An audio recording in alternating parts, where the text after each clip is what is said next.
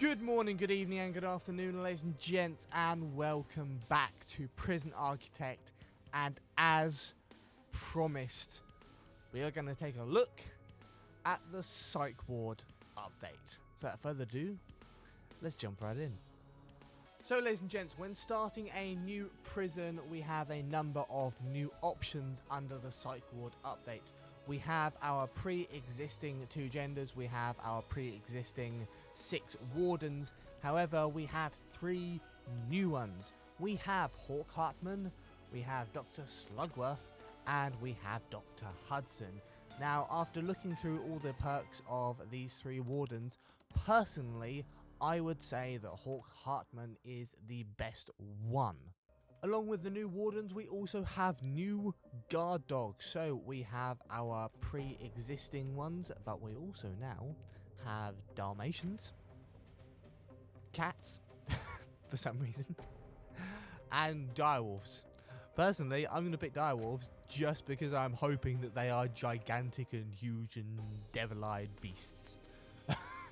Now, with the prison options itself, we have all the normal ones and the ones we got from the sneaker, or the sneezer update, I should say. But we also have criminally insane inmates, which of course we are going to tick. Now, as with the sneezer update, it looks like we have new items on almost every single tab we have. So I'm going to go ahead and go tab by tab and look at what's new. So, first of all, we have our new walls in addition to the Oriental and Yutani ones that we had from the Sneeze update. We now have the cushioned wall, which I'm guessing will be for use within the criminally insane psych ward cells. We have our classy burgundy wall, which looks quite odd to me, if I'm honest. We have our classy green wall and our classy blue striped wall. Personally, I don't like any of those, and that looks alright, but I don't like any of those personally. So, let's move on to the flooring. So, the only change I believe we have in the walls and doors is the fact that you can now place hedges. All the other new items were previously stated in the foundations. So, let's move on to the flooring. So with the floorings, we have our red and brown carpet and our padded cell floor. So let's move on to the rooms. So I have created my 4 new rooms, which are the padded cell, the padded holding cell, the padded solitary cell, and the psychiatrist's office. What's really interesting to me is as soon as you allocate one of the padded cells with the room, you get this really nice little outline round the edge of obviously the padding on the cell. Really, really nice little touch. Interestingly, the same as the original solitary cells, these rooms do not have any requirements of them. You're not required to put any items in there at all. Usually I just put a toilet so that the prisoner doesn't soil themselves and make their situation even worse. But other than that, you are not required to do anything. Now, obviously, with a new update comes new items. Now, the first 2 I've had access to are windows, which I'm not sure are even real windows or just there put there to like make people feel good. But what's interesting is there are more items. However, until you complete a set number of sessions in your psychiatric office, these items are locked. Now onto the new staff. Now obviously with a psychiatrist's office you need a psychiatrist who will be conducting all of your sessions with your criminally insane inmates to, I guess, try and make them just a little bit more sane. And in addition to that, instead of having guards, we now have medically trained orderly staff who will take care of your criminally insane. So in essence, it's going to be a self-sustaining prison within a prison. And you have no idea how many times I tried to say that word correctly. So what I've just added at the bottom here is the new options in the quick build menu that we have for all the different rooms. Interestingly, when you actually click on them, and I think this applies for all the rooms now, you can change the type of walls that it is built in. So, for instance, when I built the psychiatrist office, I built it in classy burgundy, and that's the wall it's comes out at. Now, personally, it's a tiny little thing, but I think it's really cool. It's also very interesting to see what the game perceives as a standardized layout for all of these different cells, and what I perceive as a standardized layout for all these different cells. As you see, even though there's no requirement for it, they do put toilets in the solitary cells, which I do on a regular basis, because it just makes your prisoners just a little bit more happy, even though they're in solitary. So that is the sub-menus finished and done, but we still have more to go. So in the report menu, we obviously have a transfer ability for the criminally insane. I'm not going to read that entire text, but if you want to, then feel free to pause the video and read along. So interestingly, with the criminally insane, you get far less than you do for a prisoner transfer. Now, I understand the prisoner transfer comes in with a whole host of traits that you have to deal with, but surely the criminally insane is just as bad as some of the traits that you can come up with in prisoner transfer. I'd be expecting for the criminally insane to make it worth it to be at least 5,000, if not going up towards the 10,000 marker. But I am sure, I absolutely guarantee that someone is going to make a criminally insane prison with about 500 cells, which is just going to be absolute chaos, and might be a good idea for a video. Now, obviously, with things like criminally insane prisoners being added to the game, you get criminally insane grants.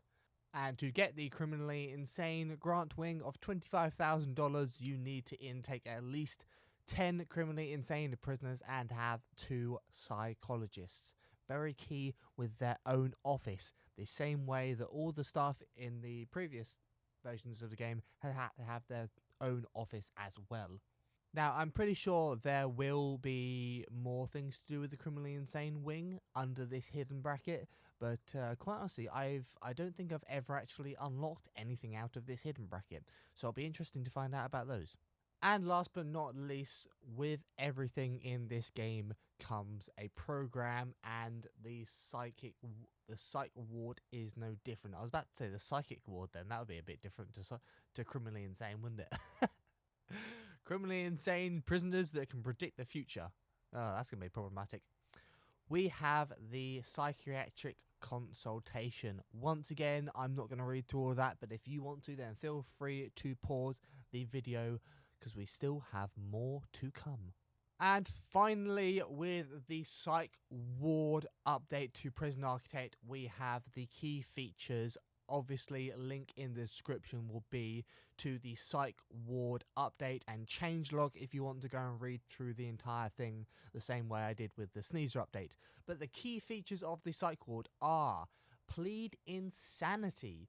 Your criminally insane inmates are unpredictable. They require special care and have their own reputation traits for you to consider when building your prison. Let them coexist with the general population or lock them away in a padded cell. It is your choice how you manage their needs. Shrinks. Any prison holding the criminally insane needs a team of psychiatrists and trained orderlies in order to keep them under control. These valuable prison staff can sedate rowdy prisoners or pull out the straitjackets when things get too rough. I'm gonna have to have a look at that. That sounds really cool. Doctor's note. Doctor's note. Provide counselling to the criminally insane with the new psychiatrist office and the new consultation programs. You can improve their sessions by upgrading the psychiatrist's office with leather sofas, medicine cabinets, and a test which name I'm not even going to attempt to pronounce. Good behaviour. Your inmates now have a wide range of new behaviours that you will need to manage. They may start out harmless, but if left untreated, they can turn violent or even attempt an escape. So I'm guessing various new traits. That'll be interesting to look at.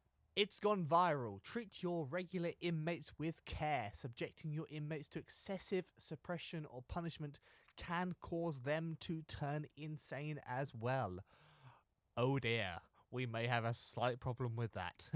Extra padding. The Psych ward update adds padded cells and padded floors along with a bundle of new objects, floors and wall types to customize your prison. And finally, tools of the trade. Additional contraband including adrenaline shots, fountain pens e.g. shanks, and golden pocket watches can be stolen by your prisoners or you in escape mode. Well, damn. So without further ado, ladies and gents, I'm going to jump into a pre-made prison and we're going to have a look at some of these criminally insane prisoners and what we can do to them. So in the pre-made prisons, we have two brand new pre-made prisons. We have Blackwater Incarceration and we have the Farm. Now the Farm looks very, very interesting indeed. However, I think I'm going to be able to see things better with Blackwater. So we're going to have a look at Blackwater first and then have a quick look through the Farm, which looks seriously, seriously cool. So it turns out that Blackwater was just a prison that was pre-built and had normal prisoners in that could turn insane. The Farm, however, is very, very different indeed. Down here you have standardized cells with everything going normal.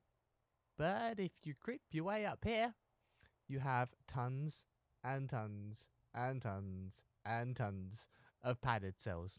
And we even have some criminally insane prisoners. So all of the criminally insane prisoners have this dial above them. You'll see at the moment that the dial is far to the left and it is in the first bracket. So he is calm. However, these little chappies are not so calm. So they are in the third bracket or getting towards the third bracket and are unstable. Mostly because they are in handcuffs and they do not want to be in handcuffs.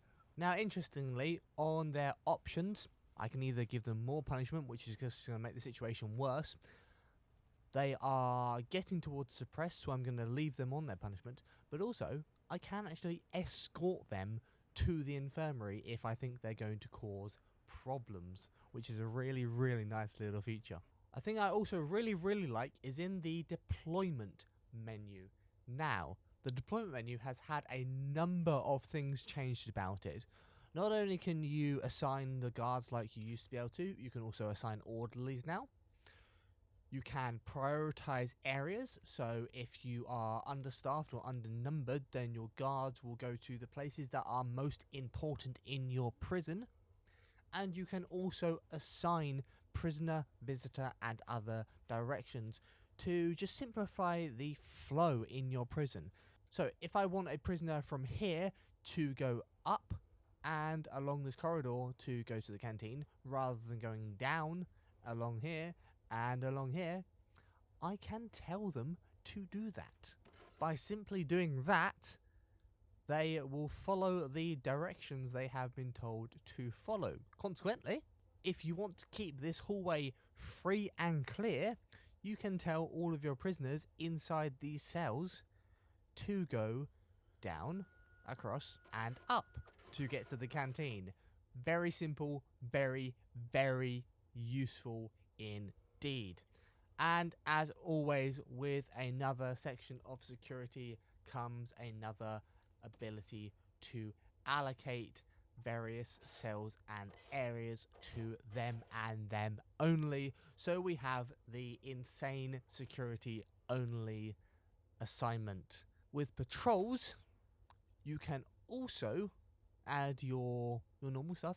You can prioritize patrols. You can add your orderlies on patrol. And instead of creating patrols for every single one, if you want to add various different types of guards but on the same patrol line, you can create blue and magenta patrol lines and allocate various different guard types and orderlies and whatever you want to do, or dogs, to that patrol line without having to create multiple patrol lines, which is very, very helpful indeed. Now, ladies and gents, I will be beginning a new Prison Architect playthrough with the Psych Ward DLC enabled, and I'm also very looking forward to creating a new Prison Architect playthrough with the Lunar Surface and the Star Wars mod enabled. Now, obviously, not all mods will support the Psych Ward DLC just yet, and I'm sure there will be some separate versions created for those who do not wish to purchase the Psych Ward DLC. But I myself obviously have, and I myself will continue to purchase DLCs if I think they are worth it, and to give you guys a peek at what is available in them so that you can see whether you think it's worth the purchase or not. As always, ladies and gents, thank you very much for watching. Thank you very much for your support, and I will see you in the Warden's office.